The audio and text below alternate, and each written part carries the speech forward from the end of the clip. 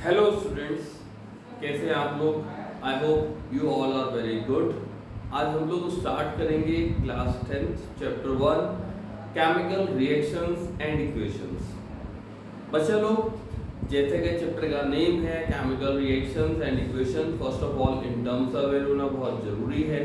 Chemical reactions, chemical reaction किसे कहते हैं बच्चा लोग?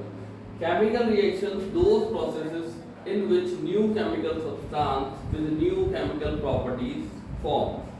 ऐसे प्रोसेस जिसमें नए सब्सटेंस बने जिनकी प्रॉपर्टीज थोड़ी सी डिफरेंट हैं, उस सब्सटेंस से जिसने रिएक्शन में पार्ट लिया था। ऑब्वियस है, जिस सब्सटेंस ने रिएक्शन में पार्ट लिया था उसे हम लोग रिएक्टेंट कहते हैं। जो हमें फाइनली मिलता है उसे हम प्रोडक्ट कहते हैं। मींस जो सब्सटेंस इनिशियली रिएक्टेंट फॉर्म में था उसकी प्रॉपर्टीज अलग हैं, जो सब्सटेंस मुझे एज अ प्रोडक्ट मिला उसकी प्रॉपर्टीज अलग हैं। तो ऐसे प्रोसेस को हम कह देंगे केमिकल रिएक्शन। और वन मोर थिंग इंपॉर्टेंट चीज, जब भी एक केमिकल रिएक्शन होता है वहां कुछ केमिकल चेंज टेक प्लेस करते हैं। Chemical changes take place during chemical reactions, ये बात आपको याद रखनी है।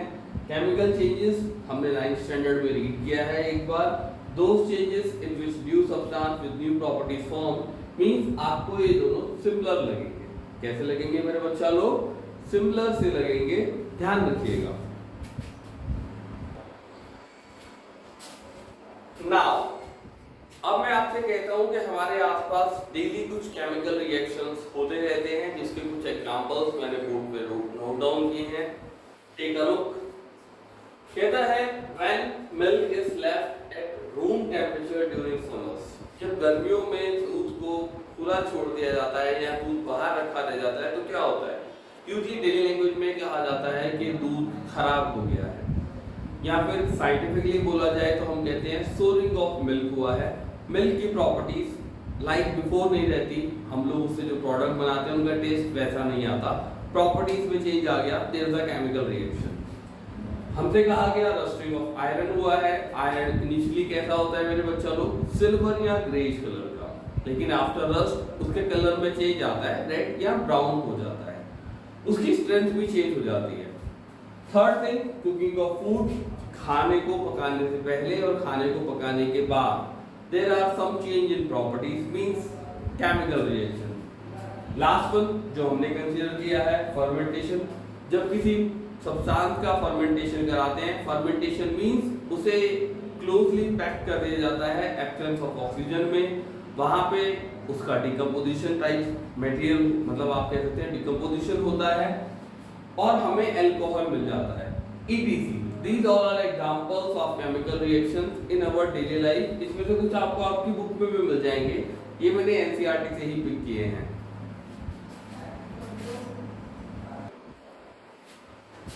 बच्चा लोग, अगर हम लोग ये बात ध्यान दें कि हमारी बुक में कुछ एक्टिविटीज भी दी रखी हैं, जैसे आपके NCERT में एक्टिविटी दी गई है burning of magnesium ribbon.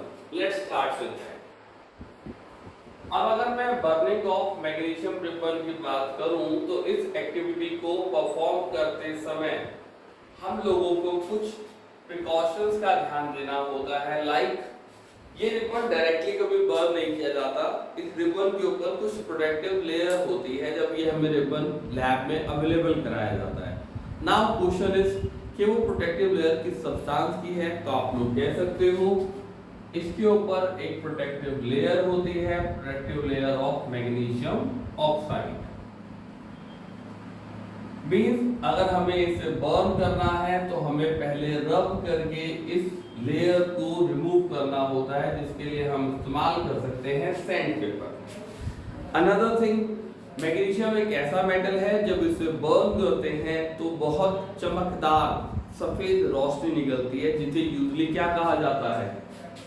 White dazzling flame. और बहुत तेज रोशनी हमारी आंखों के लिए हार्मफुल हो सकती है कि आपकी एक्टिविटी में आपको कॉशन लेना चाहिए। हम लोग आई प्रोटेक्शन पहनते हैं, मींस चश्मे वगैरह का इस्तेमाल किया जा सकता है एज जो आपके स्कूल में आपको प्रोवाइड करा दिया जाए। अब इस एक्टिविटी में होता क्या है? इस एक्टिविटी में होता ये है बच्चा, मेरा मैग्नीशियम रिएक्ट कर लेता है किसके साथ? ऑक्सीजन गैस के साथ। कब? इस रिएक्शन को स्टार्ट कराने के लिए मुझे हीट प्रोवाइड करनी पड़ती है, और बाद में जब मैग्नीशियम बर्न होता है तो लॉट्स ऑफ हीट प्रोड्यूस होती है। इसलिए कुछ बच्चों को मिस्टेक रहती है, वो सोचते हैं मैग्नीशियम रिबन को बर्न करें तो वो एंडोथर्मिक प्रोसेस है। एंडोथर्मिक प्रोसेस ऐसे प्रोसेस जहां पे हम हीट प्रोवाइड करते हैं, एक्टोथर्मिक प्रोसेस जिसमें हीट बाद में रिलीज होती है। तो यहाँ पर बाद में लॉट्स ऑफ हीट रिलीज होती है, इतनी ज्यादा कि अगर हम नेट हीट देखें तो हम यही कह सकते हैं कि रिएक्शन में हीट रिलीज हुआ है। तो बर्निंग ऑफ मैग्नीशियम रिबन को एक्टोथर्मिक प्रोसेस कंसीडर करना होता है, ना कि एंडोथर्मिक। ये बात याद रखने के लिए है, स्पेसिफिक याद रखिएगा सब लोग। तो यहाँ पर प्रोडक्ट क्या बनेगा मेरे बच्चा लोग? Magnesium oxide. ये व्हाइट रंग का पाउडर है।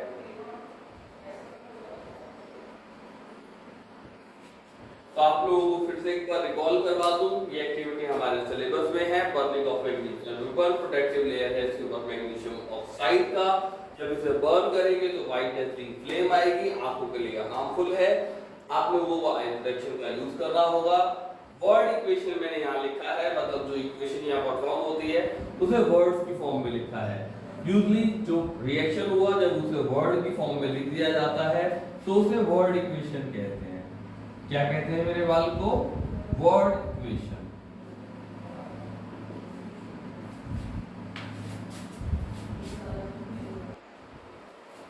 यस बच्चा लोग, अब मेरे स्टूडेंट्स आप लोगों को ये बात समझ में आनी चाहिए कि बेसिकली जब हम लोग कहेंगे केमिकल रिएक्शन की बात तो हम उसे जज कैसे करते हैं। तो कुछ कैरेक्टरिस्टिक्स होती हैं।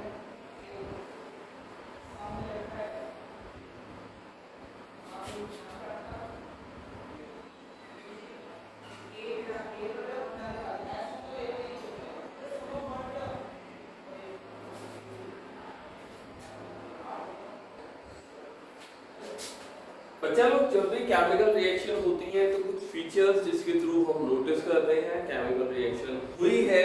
मैंने यहाँ पे कुछ लिखा है, क्या है? फिजिकल स्टेट चेंज हो गई है। फिजिकल स्टेट चेंज हो गई है, लाइक मैंने आपसे कहा मैंने वैक्स को बर्न किया।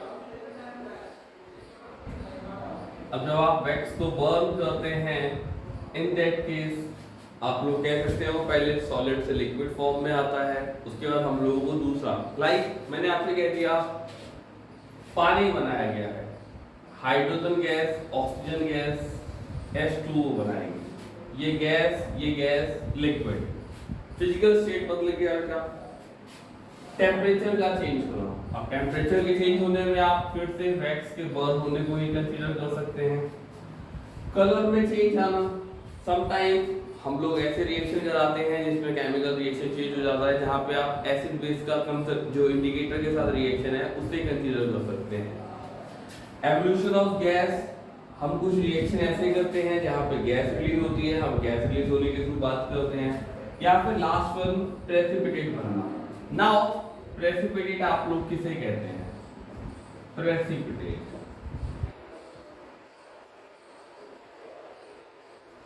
प्रेसिपिटेट कहते हैं मेरे बेटा इनसॉल्युबल सॉलिड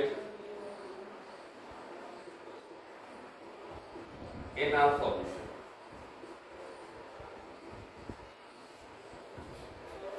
मींस आपके पास एक 4 या 5 कैरेक्टरिस्टिक्स हैं जिसके थ्रू आप जज करेंगे केमिकल रिएक्शन हुआ है। अदर चीजें मैंने लिख दी हैं साइड वाइज, उसको मैं हटा देता हूं।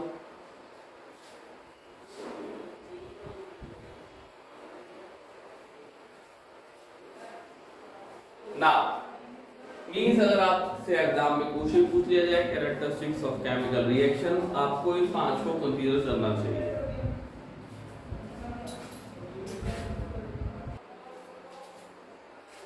बच्चा लोग, केमिकल इक्वेशन किसे कहते हैं? अभी जब आप लोगों के सामने हमने बात की मैग्नीशियम रिबन को बर्न करने की, तो हमने लिखा था कि मैग्नीशियम जब रिएक्ट करता है ऑक्सीजन गैस के साथ, मैग्नीशियम सॉलिड फॉर्म में है, ऑक्सीजन गैस फॉर्म में है, इसको बर्न किया या हीट किया, ये हीट के लिए सिंबल है, ट्राइंगल से रिप्रेजेंट करते हैं। मैग्नीशियम ऑक्साइड बनता है, व्हाइट रंग का पाउडर।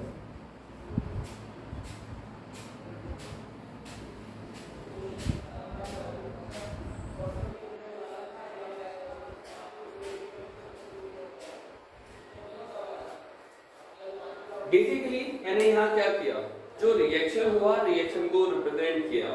मैग्नीशियम की जगह मैग्नीशियम का सिंबल, ऑक्सीजन गैस की जगह ऑक्सीजन गैस का सिंबल, मैग्नीशियम ऑक्साइड की जगह मैग्नीशियम ऑक्साइड का फॉर्मूला। मींस रिएक्शन को शॉर्टकट में रिप्रेजेंट कर दिया। क्या यूज किया, फॉर्मूला एंड सिंबल यूज किया उन सब्सटेंसेस का जो रिएक्शन में इन्वॉल्व थे। That is the same written in this definition, a short method of representing a chemical reaction with the help of symbols and formulae of the chemical substances involved in it। मतलब यहाँ पे chemical reaction के लिए लिखा गया है, is known as chemical equation। तो chemical equation का definition आपके सामने है, समझाया मैंने, आपको कोशिश की है कि chemical equation किसे कहते हैं। chemical equation एक shortcut method है रिप्रेजेंट करने का chemical reaction को ही कैसे यूज किया जाएगा सिंबल एंड फॉर्मूले को उन सब्सटेंसेस का जो रिएक्शन में इन्वॉल्व हो रहे थे। इसके बाद केमिकल इक्वेशन के टाइप क्या हैं। अब केमिकल इक्वेशन मेनली दो टाइप की है। एक इक्वेशन को कहा जाता है अनबैलेंस्ड केमिकल इक्वेशन, एक को कहा जाता है balanced chemical equation. Chemical equation के दो टाइप होते हैं, जैसे कि मैंने आपको बताया। एक को कहते हैं अनबैलेंस्ड केमिकल इक्वेशन, दूसरे को कहते हैं बैलेंस केमिकल इक्वेशन। बहुत छोटा सा डिफरेंस है मेरे बच्चा लोग। हमने जब लिख दिया था कि मैग्नीशियम ने ऑक्सीजन गैस के साथ रिएक्शन किया और गर्म करने पर बना मैग्नीशियम ऑक्साइड। अब आपको यहाँ दिखाई देगा रिएक्टेंट के अंदर मैग्नीशियम का सिंगल एटम है, ऑक्सीजन के दो एटम जिन्होंने मिलकर एक ऑक्सीजन का मॉलिक्यूल बनाया है। प्रोडक्ट में एक मैग्नीशियम एक ऑक्सीजन, मतलब रिएक्टेंट और प्रोडक्ट में ऑक्सीजन के नंबर ऑफ एटम इक्वल नहीं है। मतलब एक ऐसा इक्वेशन तो जिसमें रिएक्टेंट और प्रोडक्ट में दोनों तरफ number of and type of atom equal नहीं होते, उसे आप कहते हैं अनबैलेंस्ड केमिकल इक्वेशन। दूसरी तरफ एक ऐसा इक्वेशन जितने एटम या जितने टाइप ऑफ एटम, जितने नंबर ऑफ एटम रिएक्टेंट में हो एग्जैक्टली उतने टाइप और उतने ही नंबर ऑफ एटम अगर प्रोडक्ट में है, तब आप उसे बैलेंस केमिकल इक्वेशन कहते हैं। फॉर एग्जांपल मैंने कह दिया कार्बन को बर्न किया ऑक्सीजन के साथ और मेरे को प्रोवाइड हो गई CO2 गैस। नाउ कार्बन का एक एटम, ऑक्सीजन के दो एटम रिएक्टेंट के अंदर, प्रोडक्ट के अंदर कार्बन का एक एटम ऑक्सीजन के दो एटम, यानी कि जितने एटम रिएक्टेंट में उतने एटम प्रोडक्ट में। Now you can say that ये एक बैलेंस केमिकल इक्वेशन है। कैसा इक्वेशन है बच्चा लोग, बैलेंस केमिकल इक्वेशन। अब बच्चा लोग अगर कुछ इक्वेशन अनबैलेंस होती हैं, कुछ इक्वेशन बैलेंस होती हैं, तो क्वेश्चन अराइजेस दैट हम इक्वेशन को बैलेंस कर सकते हैं या नहीं कर सकते। आंसर है yes, of course chemical equations को बैलेंस किया जा सकता है। Now another question arises, chemical equation को बैलेंस करना क्या कंपलसरी है? हाँ, साइंस में इसे कंपलसरी माना जा सकता है। रीजन, जब भी एक इक्वेशन को आप बैलेंस करते हैं तो आप उस इक्वेशन में law of conservation of mass को सेटिस्फाई कराते हैं। Law of conservation of mass हमने 9th में पढ़ा था कि किसी भी रिएक्शन के अंदर जो रिएक्टेंट का मास होता है एग्जैक्टली उतना मास प्रोडक्ट का भी होता है।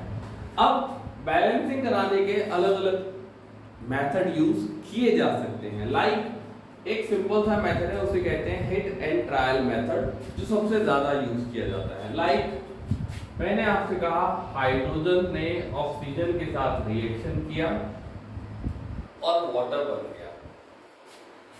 जब भी इक्वेशंस को बैलेंस करना है, एक बेसिक बात याद रखिएगा, आप किसी भी सब्सटेंस या एलिमेंट का सिंबल या फॉर्मूला चेंज नहीं कर सकते। नंबर ऑफ मॉलिक्यूल बढ़ा घटा सकते हैं, घटाने नहीं है वैसे, बढ़ा सकते हैं।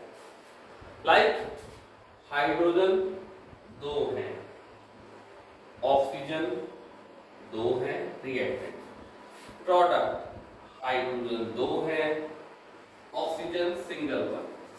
अब अगर यहाँ पर ऑक्सीजन 2 होते तो इसके इक्वल होते, बट यहाँ पर 2 नहीं लिख सकता, फॉर्मूला बदल जाएगा। मुझे क्या करना है, मैं ये कह दूंगा भाई अगर मुझे इससे 2 से मल्टीप्लाई करना है तो सीधा सीधा 2 टाइम्स वाटर मॉलिक्यूल फॉर्म होगा था। बट अगर वाटर मॉलिक्यूल 2 टाइम्स फॉर्म होगा मेरे बच्चा लोग, तो हाइड्रोजन कितने हो जाएंगे, 2 + 2 4, मतलब ये 2 भी किससे मल्टीप्लाई होता है, 2 से। नाउ रिएक्टेंट में तो ऑक्सीजन 2 है, बैलेंस है, बट रिएक्टेंट में हाइड्रोजन तो 2 रह गए, तो मुझे हाइड्रोजन को क्या करना है बच्चा लोग, 4 करना है। इसके लिए मुझे अभी से किससे मल्टीप्लाई करना है, 2 से। तो यहां मैंने 2 से मल्टीप्लाई किया। अब आप कह सकते हो ये एक बैलेंस केमिकल इक्वेशन है, मैंने इसे अनबैलेंस से बैलेंस किया है।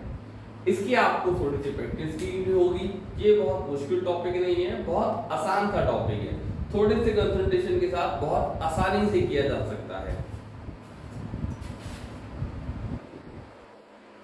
अनदर वन, मैग्नीशियम ऑक्सीजन के साथ रिएक्शन करता है, मैग्नीशियम ऑक्साइड बनता है। अब सेम थिंग, मैग्नीशियम 1 है, ऑक्सीजन 2 है, मैग्नीशियम भी 1 है, ऑक्सीजन भी 2 है, फॉर्मूला चेंज नहीं कर सकता, बट यहाँ 2 से मल्टीप्लाई करना पॉसिबल है। मैग्नीशियम 2 हो गए, ऑक्सीजन 2 हो गए, ऑक्सीजन ऑलरेडी 2 है, बट मैग्नीशियम 1, यहाँ अगर मैं 2 से मल्टीप्लाई करूं तो ये इक्वेशन क्या हो जाएगा, बैलेंस हो जाएगा। Another one, hydrogen gas chlorine gas के साथ रिएक्शन करती है और मुझे मिल गया HCl, hydrogen 2 chlorine 2, but hydrogen 1 chlorine 1, if we multiply by 2 hydrogen भी 2 chlorine भी 2, इक्वेशन बैलेंस हो जाएगी। मींस आप लोग आसानी से इक्वेशंस को बैलेंस करना सीख सकते हैं, थोड़ी सी प्रैक्टिस की जरूरत होगी। अनदर थिंग बच्चा,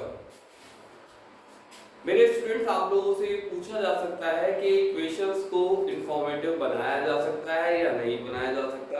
यस, केमिकल इक्वेशंस को इंफॉर्मेटिव बनाया जा सकता है। बहुत सिंपल सा तरीका है, जब आप किसी केमिकल इक्वेशन को लिखते हैं तो आप उस सब्सटेंसेस की वहां पर मेंशन कीजिए फिजिकल स्टेट्स। क्या मेंशन कीजिए मेरे बेटा, सेकेंड थिंग आप वहां पर मेंशन कीजिए कंडीशंस, जिसके बिना वो इक्वेशन होना पॉसिबल नहीं है। लाइक आप लोग फोटोसिंथेसिस से अवेयर हैं, फोटोसिंथेसिस में क्या होता है, कार्बन डाइऑक्साइड, वाटर, और यहां बनता है ग्लूकोज प्लस में ऑक्सीजन। परंतु अगर इसको ऐसे ही लिख दिया जाए ये इंफॉर्मेटिव नहीं है, आपको यहां बताना पड़ेगा सनलाइट चाहिए, क्लोरोफिल चाहिए। तो जो आपने मेंशन किया है these are the conditions. Third thing, heat changes को मेंशन करना।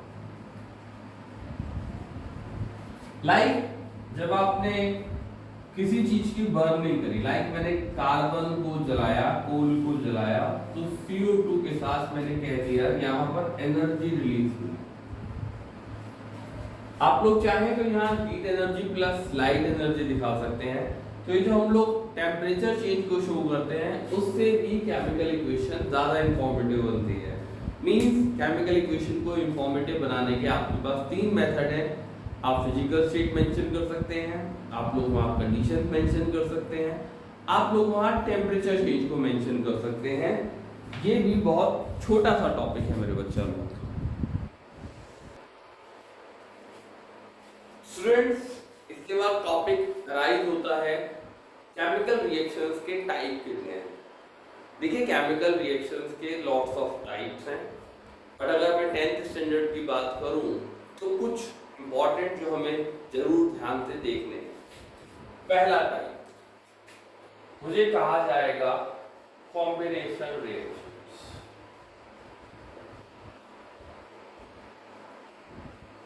अब जैसा कि इसका नेम है कॉम्बिनेशन, कॉम्बिनेशन का मतलब होता है मेरे बेटा जुड़ना। अब अगर मैं आपसे कह दूं दो या दो से ज्यादा चीजें आपस में जुड़ गई, उन्हें जुड़ने का हम कब कहेंगे? जब हमें जो फाइनली मिला वो एक सिंगल चीज है। मीन्स व्हेन टू और मोर reactants combine to give us a single product.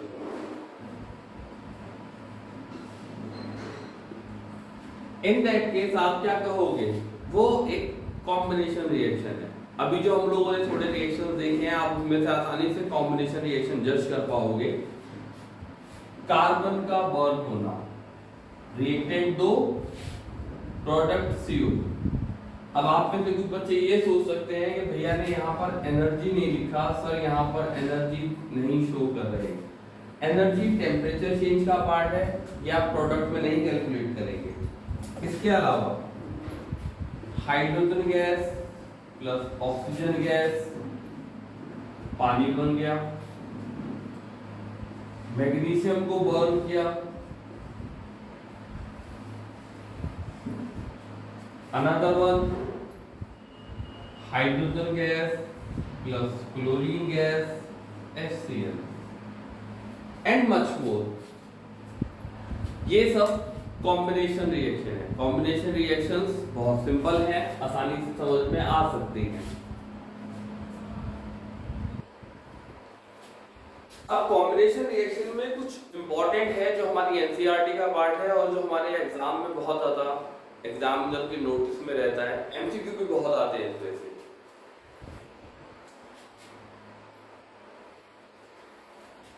अगर आप लोग बच्चों को सबको ठीक से पता हो तो हम लोग हर साल या कुछ टाइम बाद व्हाइट वॉश कराते हैं। व्हाइट वॉश में यूजली जो क्विक लाइम होता है उसका सॉल्यूशन यूज किया जाता है। क्विक लाइम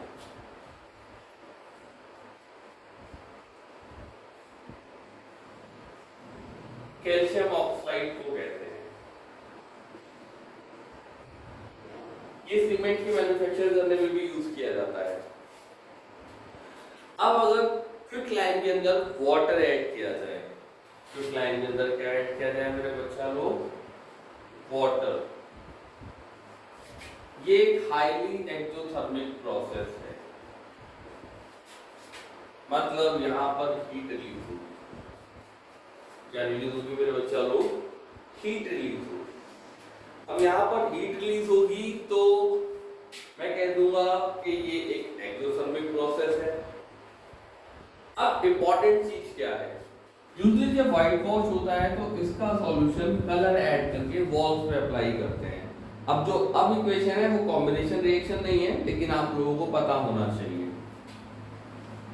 अब जब ये सॉल्यूशन वॉल पे अप्लाई किया जाता है तो कमरे में प्रेजेंट CO2 गैस इसके साथ रिएक्ट करती है और एक सॉलिड सब्सटेंस बनता है कैल्शियम कार्बोनेट। ये फॉर्मूला कैल्शियम कार्बोनेट का है। ये स्लेट लाइम है,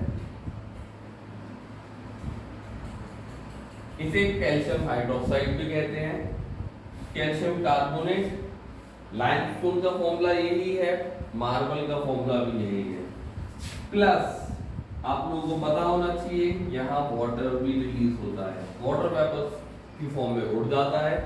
ये सॉलिड लेयर की फॉर्म में आपकी वॉल्स पे आ जाता है। प्लस इसके फॉर्मेशन को होने में 2 से 3 दिन लगते हैं, जिससे व्हाइट वॉश होने के 2 या 3 दिन के अंदर वॉल्स पे बहुत अच्छी फिनिश आ जाती है। ये एक इंपॉर्टेंट रिएक्शन है, एग्जाम में काफी ज्यादा आती है। Second one decomposition reaction. Decomposition reaction कैसे कहते हैं students? Those reactions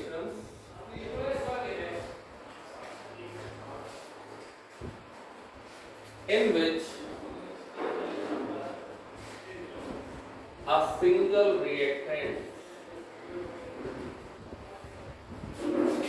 splits up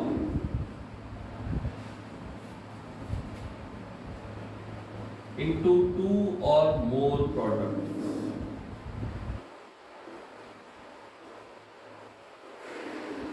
अब अगर आपने एक रिएक्टेंट को कुछ एनर्जी प्रोवाइड कराई, उसके बाद वो स्प्लिट हुआ दो या दो से ज्यादा प्रोडक्ट में, तब आप उसे कहेंगे decomposition reaction. Now decomposition reaction के अपने कुछ सब टाइप्स हैं। किस बेसिस पर? इस बेसिस पर कि आपने जो एनर्जी प्रोवाइड कराई है, एनर्जी प्रोवाइड करने का मेथड क्या था। फर्स्ट वन हो सकता है आपने हीट किया है, थर्मल डीकंपोजिशन। हो सकता है आपने इलेक्ट्रिसिटी प्रोवाइड की थी, electrolytic decomposition. One more thing, यहाँ पर एक से ज्यादा नाम सिंगल चीजों के लिए यूज किए जाते हैं। कुछ लोग इलेक्ट्रोलाइटिक डीकंपोजिशन को इलेक्ट्रोकेमिकल डीकंपोजिशन भी कहते हैं। Third thing, photochemical decomposition. Sunlight का यूज करके या लाइट एनर्जी का यूज करके अगर डीकंपोजिशन कराया गया है तो आप लोग ये कह देंगे कि फोटोकेमिकल डीकंपोजिशन है। बट कुछ लोग फोटोलाइटिक डीकंपोजिशन शब्द भी इस्तेमाल कर सकते हैं, ध्यान दीजिएगा इस चीज के ऊपर। मतलब डीकंपोजिशन रिएक्शन में सिंगल रिएक्टेंट स्प्लिट होगा दो या दो से ज्यादा प्रोडक्ट में, हीट एनर्जी के थ्रू किया थर्मल डीकंपोजिशन, इलेक्ट्रिसिटी प्रोवाइड कराई इलेक्ट्रोकेमिकल डीकंपोजिशन, और सनलाइट एनर्जी यूज करी फोटोकेमिकल डीकंपोजिशन। थोड़ा सा इसको ब्रीफ में देख लेते हैं, इंपॉर्टेंट है। अब थर्मल डीकंपोजिशन में आपने हीट प्रोवाइड करनी है, सिंगल रिएक्टेंट एक से ज्यादा प्रोडक्ट में स्प्लिट हो जाएगा। लाइक मैंने कहा फेरस सल्फेट, फॉर्मूला FeSO4, ये ग्रीन कलर के होते हैं क्रिस्टल। बेसिकली क्रिस्टल्स का कलर उनमें प्रेजेंट वाटर मॉलिक्यूल की वजह से होता है। फेरस सल्फेट क्रिस्टल वाटर भी कैरी करते हैं। आप लोग अगर चैप्टर 2 के लास्ट में पहुंचेंगे तो वहां पे कुछ हाइड्रेटेड सॉल्ट के नाम मिलेंगे। आप ये चैप्टर 2 में डिटेल में पढ़ पाएंगे, जब हम वहां पहुंचेंगे तो उसकी बात जरूर करेंगे। जब इसको हीट किया गया तो यहाँ पर हीट करने पर बनता है ferric oxide, sulphur dioxide, sulphur trioxide. ये सफोकेटिंग गैस है। इसे जब इस एक्टिविटी को करें तो हीट करते समय अपने आप को थोड़ा संभाल के करें। मतलब ये एक्टिविटी भी टीचर की प्रेजेंस में करनी है, like burning of magnesium ribbon, क्योंकि ये सफोकेटिंग गैस है, बच्चों को नुकसान पहुंच सकता है। नाउ मैंने कह दिया मैंने कैल्शियम कार्बोनेट को हीट किया,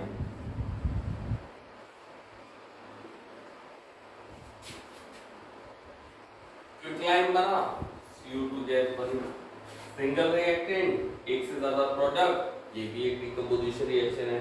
हीट करने पे आया, इसको भी थर्मल डीकंपोजिशन कहा जाएगा। वन मोर जो कि काफी इंपॉर्टेंट है, क्योंकि उस इक्वेशन को बैलेंस करने में बच्चों को समस्या आती है।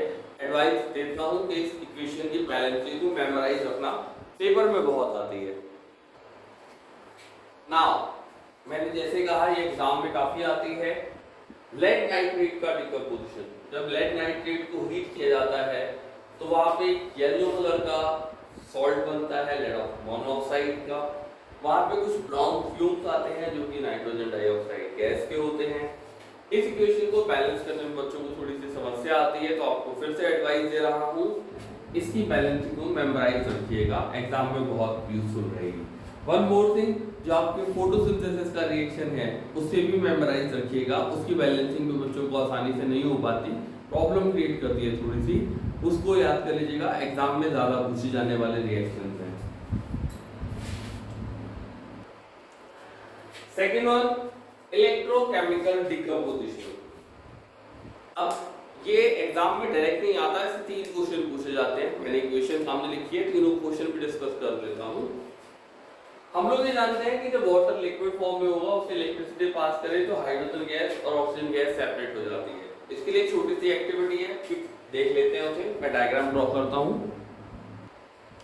डायग्राम आप लोगों के सामने है।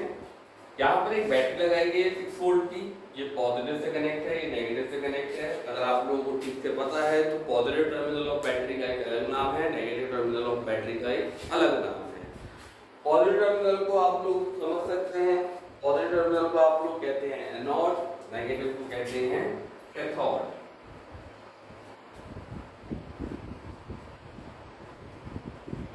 अब जो मेटल या नॉन मेटल पॉजिटिव आयन बनाएंगे वो नेगेटिव टर्मिनल की तरफ जाएंगे, जो नेगेटिव आयन बनाएंगे वो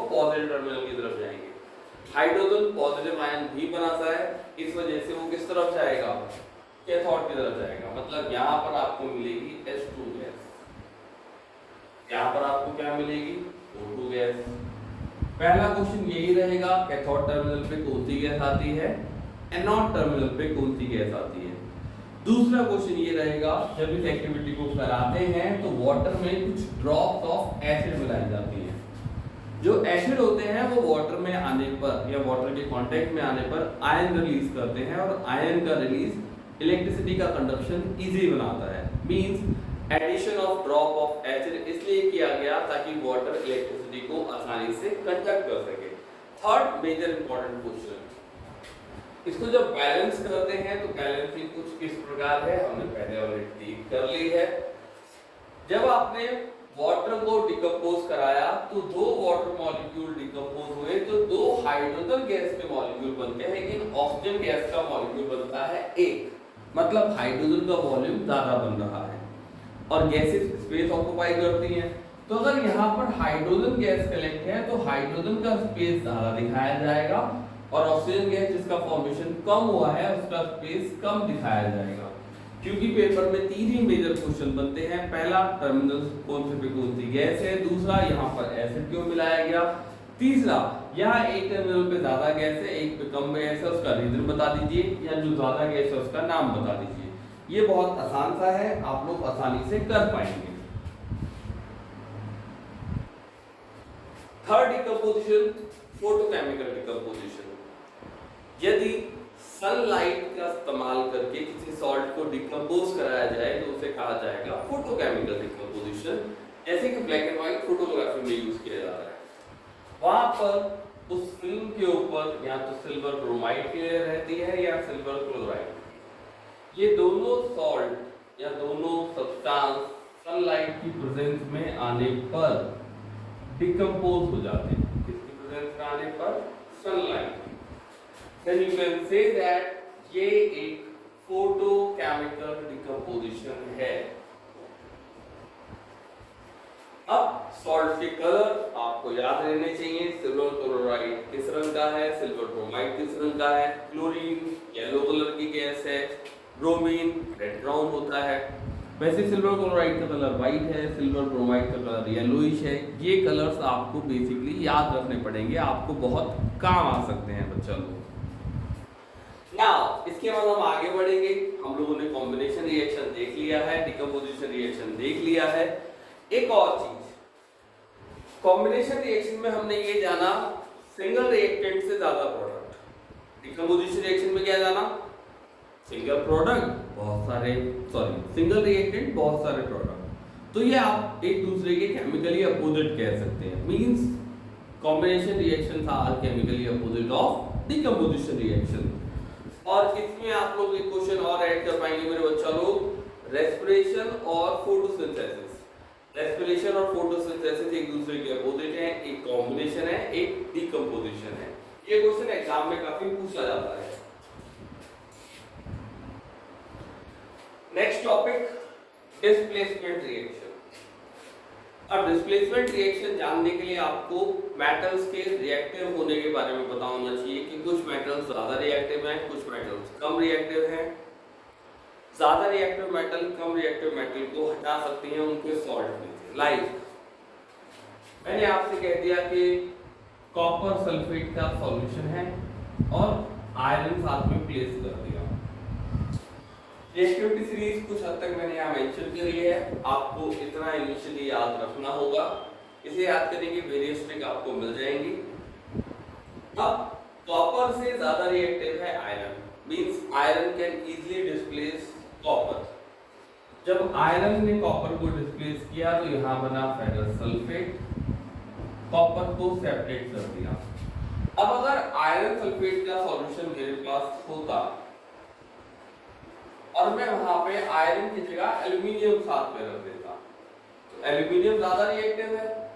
इन दैट केस क्या होगा बच्चा, एल्यूमिनियम अपना सल्फेट बना लेगा और आयरन को सेपरेट कर देगा। मतलब डिस्प्लेसमेंट रिएक्शन किसे कहते हैं, डिस्प्लेसमेंट रिएक्शन कहते हैं आ reaction in which a more reactive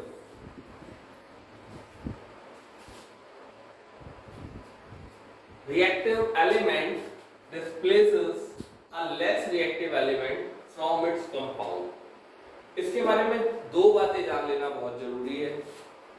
generally ये स्लो रिएक्शंस होते हैं।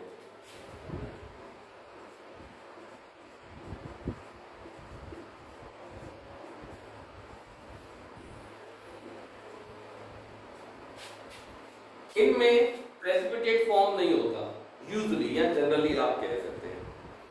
इसके बाद एक दूसरा टॉपिक आ जाता है, उस टॉपिक को कहते हैं डबल डिस्प्लेसमेंट रिएक्शन। टॉपिक का नेम है double displacement reaction. Next topic है डबल डिस्प्लेसमेंट रिएक्शन। जैसे कि मैंने पहले ही कह दिया, ये वो रिएक्शंस हैं, दो reaction in which two compounds react by exchange of ion to form two new compounds. यहाँ पे दो सॉल्ट एक दूसरे के साथ रिएक्ट करेंगे लेकिन आयन्स एक्सचेंज होंगे। लाइक सिल्वर पॉजिटिव आयन बनाता है, नाइट्रेट नेगेटिव आयन बनाता है, सोडियम पॉजिटिव आयन बनाता है, क्लोरीन नेगेटिव आयन बनाता है। तो सोडियम का पॉजिटिव आयन किससे कनेक्ट हो गया? नाइट्रेट के आयन से, तो सोडियम नाइट्रेट बन गया। लेकिन सिल्वर का पॉजिटिव आयन यहाँ किससे कनेक्ट हो गया? क्लोरीन के नेगेटिव आयन से, तो सिल्वर क्लोराइड बन गया। अब इसके अंदर कुछ खास बात, यूजुअली फास्ट रिएक्शंस हैं ये।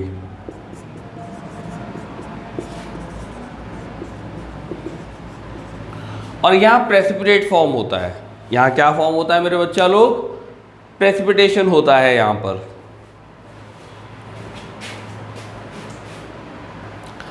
नेक्स्ट टॉपिक है ऑक्सीडेशन एंड रिडक्शन रिएक्शंस। अब ऑक्सीडेशन एंड रिडक्शन रिएक्शंस की बात मैं करूं तो ये दोनों हमेशा एक साथ होते हैं। ऐसे रिएक्शन जिसमें ये दोनों प्रोसेस एक साथ हो रहे होते हैं उसे आप रेडॉक्स रिएक्शंस कहते हैं। ऑक्सीडेशन तब कहा जाता है जब ऑक्सीजन का एडिशन हुआ है,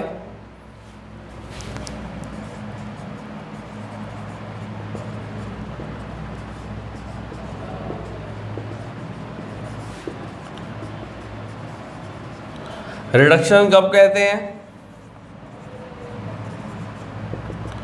लॉस ऑफ ऑक्सीजन हुआ है। रिडक्शन तब भी कहा जाता है जब एडिशन ऑफ हाइड्रोजन होता है।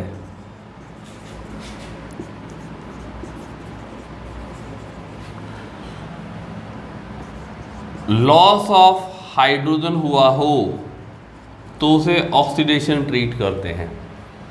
आपकी बुक में एक एक्टिविटी है कॉपर को हीट करने वाली, बहुत इंपॉर्टेंट है, एग्जाम में पूछी जाती है यूजली, या फिर आप कह सकते हो उससे क्वेश्चंस बनते रहते हैं। Let's start with that. यहाँ पर एक रिएक्शन है कि कॉपर ऑक्साइड के पास अगर हाइड्रोजन गैस पास की जाए तो कॉपर सेपरेट हो जाता है और वाटर सेपरेट हो जाता है। अगर हम लोग यहाँ ध्यान दें तो रिएक्टेंट में इस सब्सटेंस के पास ऑक्सीजन था, तो कॉपर ऑक्साइड से क्या बना मेरे बच्चा? कॉपर बनते दिख रहा है। और मुझे हाइड्रोजन किस में कन्वर्ट होते हुए दिख रहा है? H2O में। मतलब आप कह सकते हो यहाँ पर लॉस ऑफ ऑक्सीजन दिख रहा है और यहाँ गेन ऑफ ऑक्सीजन दिख रहा है। तो ये रिडक्शन हुआ है और इसका ऑक्सीडेशन हुआ है। वन इंपॉर्टेंट थिंग, ऑक्सीडेशन और रिडक्शन कभी अकेले नहीं होते। सेकेंड इंपॉर्टेंट थिंग, जिस भी सब्सटेंस का ऑक्सीडेशन या रिडक्शन हुआ है वो आप रिएक्टेंट में सर्च करेंगे, प्रोडक्ट में से सॉल्यूशन में नहीं लिख देंगे, क्योंकि इसका रिडक्शन होगा तो ये बनेगा, इसका ऑक्सीडेशन होगा तो ये बनेगा। मतलब रिडक्शन और ऑक्सीडेशन जिस सब्सटेंस का हुआ है वो हमेशा कहाँ मिलेंगे? रिएक्टेंट में ही मिलेंगे। इंपॉर्टेंट चीज है। अनदर एग्जाम्पल, यहाँ पर हमें H2S दिख रहा है और वो क्लोरीन के साथ रिएक्ट कर रहा है, हाइड्रोजन सल्फाइड क्लोरीन के साथ रिएक्ट करके हाइड्रोजन सल्फाइड बनाता है, सल्फर। अब मैं आपसे कह दूं कि सल्फर ने हाइड्रोजन का लॉस किया, या H2S में से सल्फर क्रिएट हुआ, लॉस ऑफ हाइड्रोजन देखते हैं। और क्लोरीन के पास HCl बन जाता है, एडिशन ऑफ हाइड्रोजन दिख रहा है।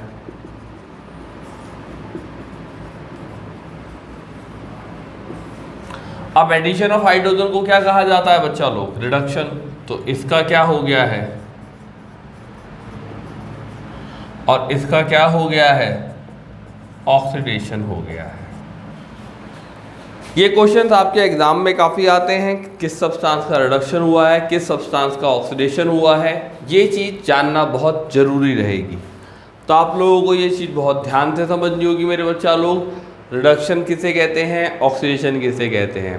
सेकेंड थिंग, ये रिएक्शन कभी अलोन नहीं हो सकता। अगर ऑक्सीडेशन हुआ है किसी सब्सटेंस का तो दूसरे सब्सटेंस का रिडक्शन होगा।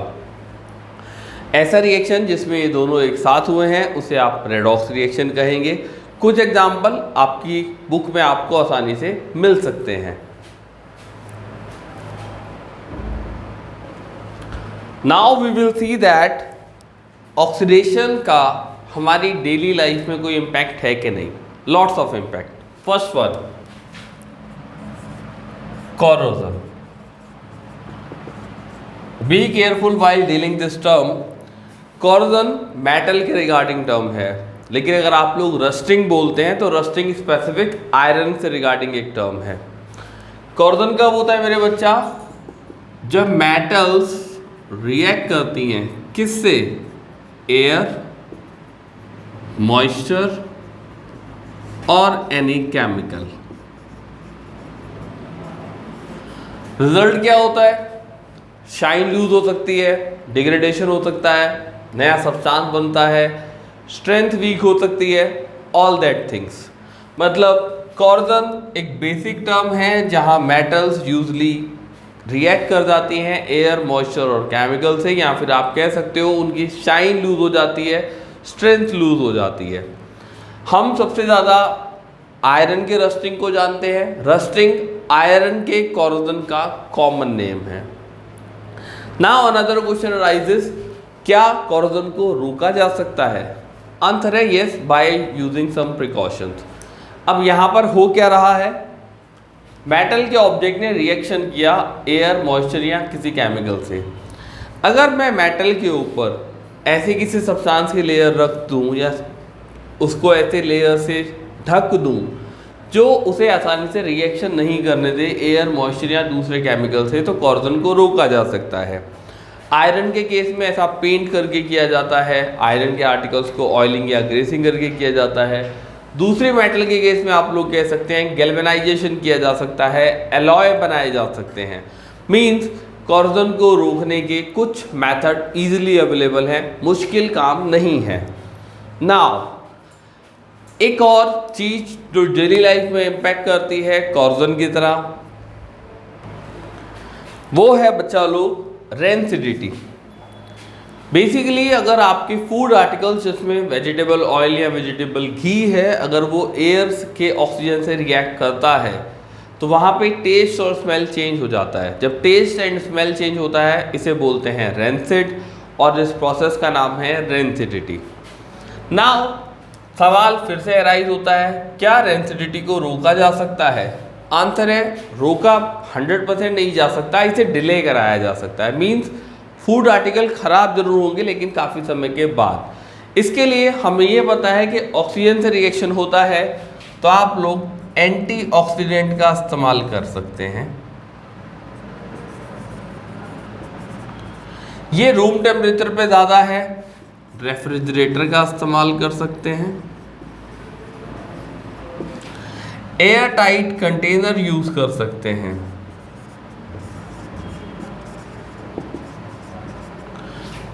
पैकिंग इन नाइट्रोजन, जैसे कि आप लोग चिप्स वगैरह के पैकेट में देखते होंगे।